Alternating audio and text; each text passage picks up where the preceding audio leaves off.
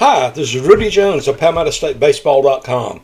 Welcome to the South Carolina College Baseball Recap for Thursday, February the 5th. There are only 3 games played involving state teams on Thursday. A doubleheader between Morris and Denmark Tech that was scheduled to be played at Riley Park in Sumter got postponed until a later date. That was supposed to be Denmark Tech's first action since reviving the baseball program after over 20 years.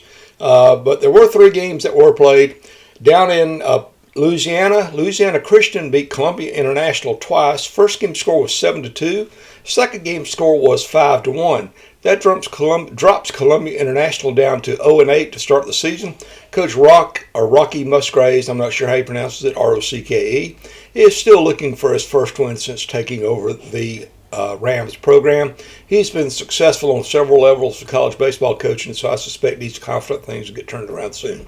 In the only other game played on Thursday involving a state team, down in Florida, Erskine fell behind 8-0 and 14-4, then got back within 3 runs and had the potential tying run at the plate in the 9th inning before losing to Lynn University 16-13 in the opener of a Florida weekend road swing for the Flying Fleet. Erskine actually had cut it to 15-13 going into the bottom of the 8th when Lynn, the Fighting Knights, got another run to give them a 3-run margin. As it turns out, though, Erskine dropped to 0-4. Co-head coaches Jimmy Prince and Scotty Bateman are still looking for their first win as a team there. Elsewhere on Thursday, the Southeastern Conference announced its preseason coaches poll. South Carolina was picked to finish 15th, ahead of only Missouri in the SEC rankings.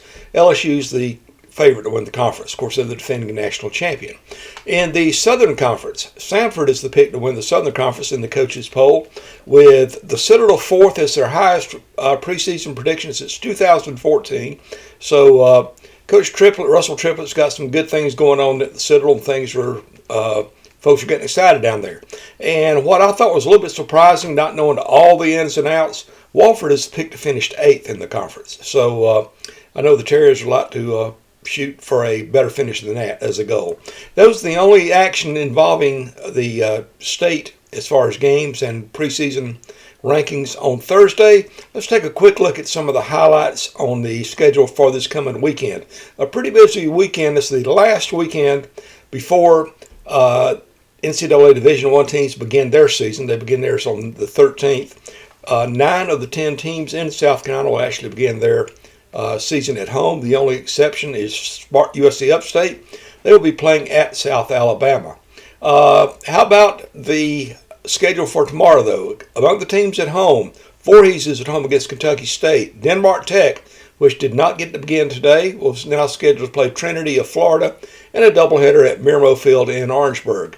Newberry is at home against Barton. USC Aiken, which is off to a 3-0 start, is at home against Emory and Henry. Lander, which is also 3-0, is at home against Mount Olive. Francis Marion is at home against West Liberty.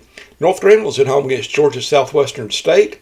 And USC Beaufort is at home against Wheeling. And USC Sumter is at home against Florida State of Jacksonville. Florida State College of Jacksonville is a junior college. Bob Jones opened its season tomorrow with a game at Trinity of Jacksonville.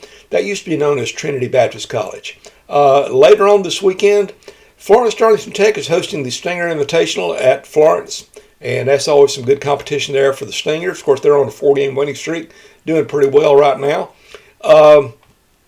And you have the complete state schedule at PalmettoStateBaseball.com. Just always keep an eye on that. You can follow updates on Twitter or X under the handle of Palmetto Base.